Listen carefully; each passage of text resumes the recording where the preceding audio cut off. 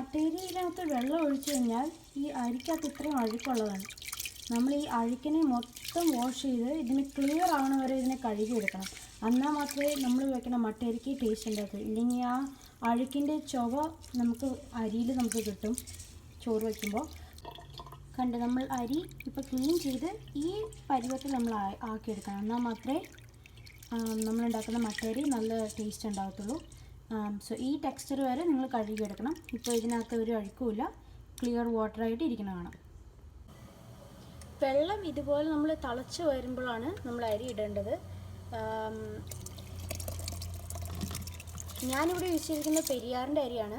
So വേറെ അരികൾ നിങ്ങൾ മേടിക്കുകയാണെങ്കിൽ അതിൻ്റെ വിസിലുകളും ചിലപ്പോൾ ഡിഫറെൻ്റ് ആയിരിക്കും, കുക്കിംഗ് ടൈമും ചിലപ്പോൾ ഡിഫറെൻ്റ് ആയിരിക്കും. സാധാരണ ഒരുവിധം എല്ലാ മട്ട അരിക്കും ഒരു 2-3 വിസിൽ എന്തായാലും വേണം. പിന്നെ അത് കഴിഞ്ഞിട്ട് നിങ്ങൾ തുറന്നു കഴിഞ്ഞിട്ട് കുക്കായില്ലെങ്കിലും നിങ്ങൾ പേടിക്കണ്ട, അത് തുറന്ന് വെച്ചിട്ട് ഒന്ന് ബോയിൽ ചെയ്തെടുത്താൽ മതി. സോ നിങ്ങൾ വിചാരിക്കുന്ന കുക്കിംഗ് ഇത് കിട്ടും. വിസിലില്ലാണ്ട് അതിന് തന്നെ അതിൻ്റെ കവർ ഇടാം. ഇത് കഴിഞ്ഞ് കുക്കർ വിസിലിട്ട് ഒരു 3 വിസിൽ വരുന്ന വരെ ഇതിന് സമയം കൊടുക്കുക.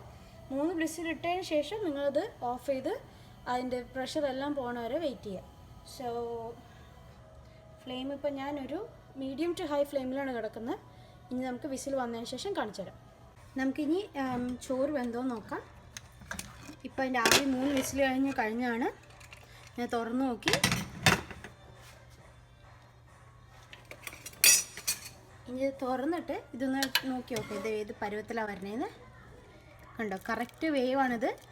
ഇത് നല്ല ചൂടുണ്ട്, അതുകൊണ്ടാണ് അധികം തൊടാൻ പറ്റാത്തത്. പക്ഷെ ഒന്നാലും ഞാൻ ഒന്ന് ടെക്സ്ചർ കാണിച്ചു തരാം. ഇത് തൊട്ട് കഴിഞ്ഞാൽ കണ്ടോ അത്രയും വെന്തിട്ടുണ്ട്. സോ ഇതാണ് കറക്റ്റ് മട്ടേര വേവ്. സോ നിങ്ങൾ 3 വിസിൽ അടിച്ചു കഴിഞ്ഞിട്ട് ഈ സാധാരണ ചോറുകളെല്ലാം ആവുന്നതാണ്.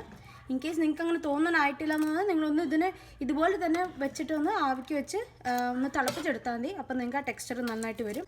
ചോറ് ഞാൻ ഊറ്റിക്കളഞ്ഞു ഇപ്പോൾ വെള്ളമൊക്കെ. സോ ചോറിൻ്റെ വറ്റ് കണ്ടോ, കറക്റ്റ് പാകമാണ്.